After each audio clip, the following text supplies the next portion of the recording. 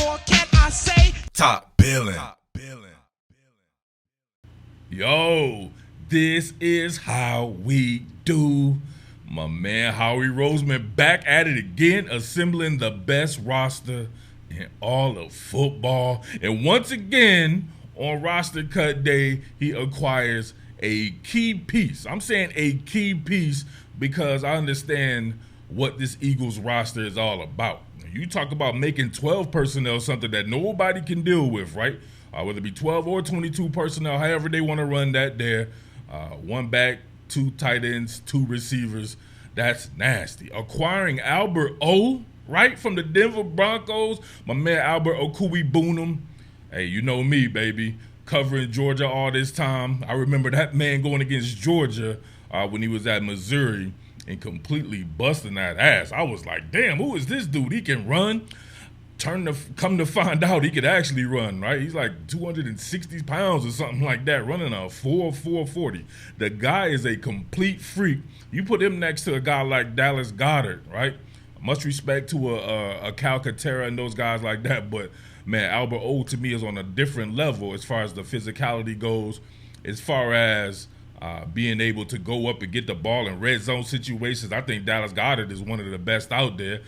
The weapons are out of control nasty. The offensive line is nasty. The quarterback is one of the top 3 quarterbacks in the NFL, in my opinion. The running backs, come on, man. This is how we do.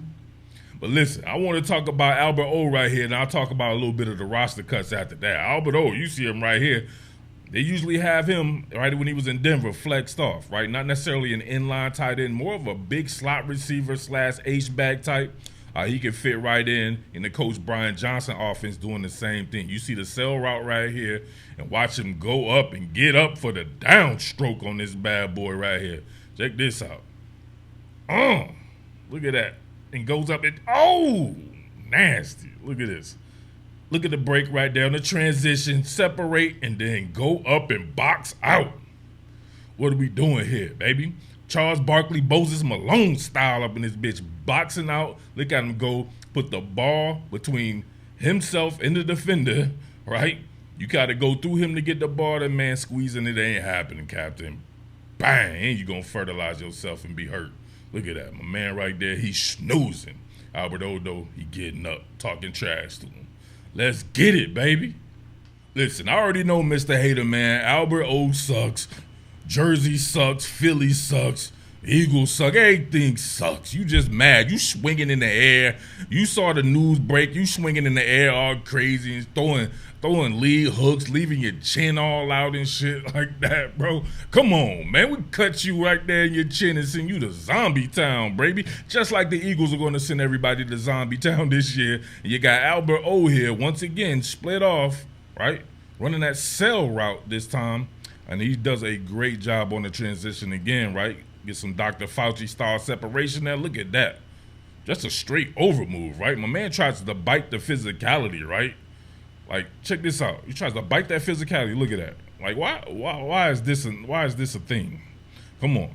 You got inside leverage. Albert O's coming at you, right, with a two-way go. He sticks that foot in the ground. You're trying to meet the inertia? This dude's like 265 pounds running a 4.4. Fuck out of here. Bang, right there. His chin got touched a little bit, right? He got teary-eyed or something like that. You can see that Dr. Fauci style early pandemic separation right there. All Stidham has to do is put it on him, pause, and that's all she. And he goes up and gets it too. Stidham inaccurate ass right there. He had to go up and get a little bit too. Come on, man. Albert O on the Eagles. Houseway. All right, here we go. I love this right here. You see him as the Y in this particular 12 personnel set right here. So he's in line a little bit tight. So you get a block and release.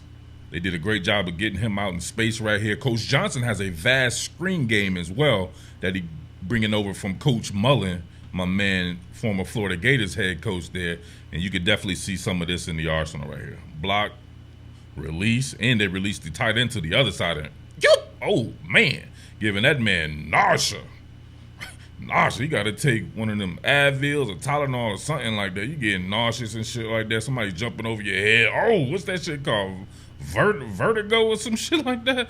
Come on, vitiligo or something. I don't know what that shit is, man. He got that shit. But look right there. Hurling the man right there, made him splatter whack and fertilize himself into the grass there. And Albert O showing off his athleticism. Listen, this is a great addition for the Philadelphia Eagles there. Add depth at the tight end position. Infuse even more athleticism in the ability to go and get it at its highest point, right? You're talking about even exchange situations in the air. Albert O going to win those 9 out of 10 times for sure, especially with Jalen Hurts throwing them the ball there. So, but listen, let's get to this right here. All right, looking at the cut players list here, nothing really stands out to me that's just like, oh my God. You know what I mean? There are some guys here that you're just like, oh, man, I wish that would have turned out different. Joe Ngata is one of those guys. I'd have to imagine if they can get him through waivers that he could be on the practice squad. Greg Ward, I think, is a nice story. Nice try-hard type cat, switching over from the quarterback position in college. Was a 10-year vet, too. So I'm not sure how that goes with him. But, Arrivederci, Greg Ward, man. Thank you for your service with the Philadelphia Eagles. Going on beyond that, though, yeah, nothing. Janarius Robinson's a guy who flashed for me a little bit in the preseason. I thought he had a pretty good move list. I was seeing him doing like hezzies and spins. He was getting depth with his rush. He was hitting shallow crossovers on people, taking an inside approach. He's somebody I could have seen there. Maybe he makes it through to the practice squad as well. But, man, other than that, Nicholas Morrow, right, a veteran cat like that, you would think they would want to keep a vet around there. But, man, think about Zach Cunningham. Think about Christian Ellis and all these guys like that. Hey, it is what it is, especially when you're probably going to be playing a little bit more safeties. Definitely go into your nickel and dime packages as well. So that is Josiah Scott. That leads into this. Well, Kayvon Wallace. Now, that would be my number one right there. Kayvon Wallace, I thought, had a damn good preseason. He was everywhere making plays. I said it on the last video, I believe. He stepped up. I'm a big fan of Kayvon Wallace. I used to cover Clemson. And Kayvon Wallace is one of the best players on the team. He was as good as Isaiah Simmons, in my opinion, on that particular Clemson team there. So that's a little difficult there, but they are pretty deep at the safety position. So, no. But you know who you don't see on here? Yeah, you don't see Eli Reiss on here. So, obviously, I put a lot of attention into that right there, right? 3 different film studies. After doing, I think I did like a quick one or a rehash one or whatever like that when I saw he was on the undrafted free agent list. And I said it many a time. He's one of the most naturally talented corners that I've ever seen. I ever got a chance to cover. I was around him on the high school circuit scene when I worked at Rivals. This cat is the absolute goods. There was a reason I put that much thought and attention into him, right? Same thing with Mario Goodrich. These are some young studs, right? Eventually, these are the guys who can take over. And a Josh Jobe. All these guys are undrafted free agents too, I believe. So imagine that right there. Kudos to the scouting department on that. But look at this dumbass right here. On that first video that I did on Eli Reiss after the first preseason game. So this cat right here at Liam Carp 7113, right? So this cat comes on here as a hater. He says Eli Reiss can't run. He ran a 4.6 40, which is absolutely dreadful. Reiss would get devoured by real NFL caliber wideouts. Why are you lying to the people?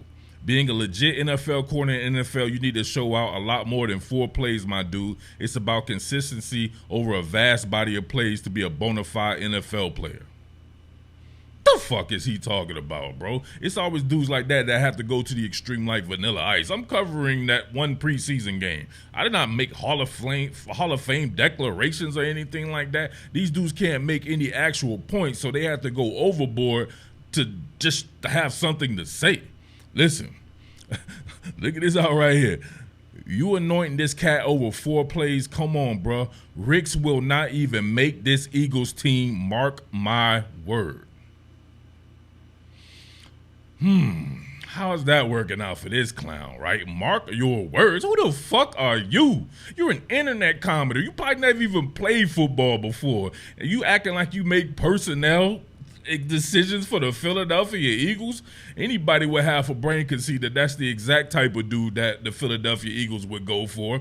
He's an undrafted free agent, right? He's going to have a chip on his shoulder, and he was a high-level football player even in college. His freshman year, freshman All-American.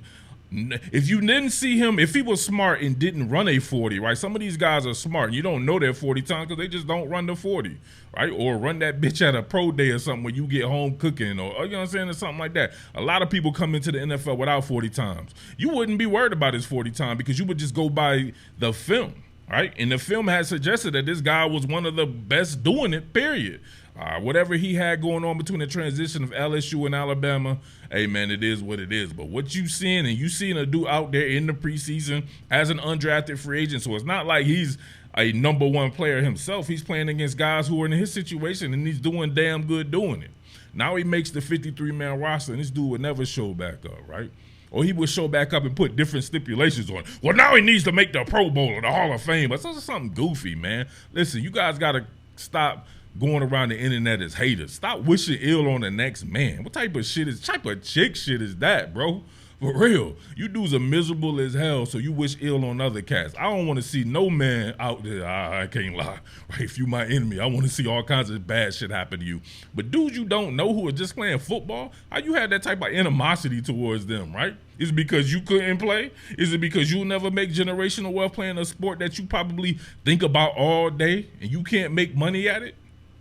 I don't know, but I know a cat like Eli Reiss just made the Philadelphia Eagles. So big salute to my man Eli Reiss, Mario Goodrich, Josh Jobe, and these guys like that. And, man, I'll have more on the roster there. As you can see, one of the best there, man. But definitely excited to see what Eli Reiss can do. Learning under a cat like James Bradberry. He reminds me of James Bradberry, very similarly sized and everything like that. That is a good dude for him to be around and seeing how to make that length work.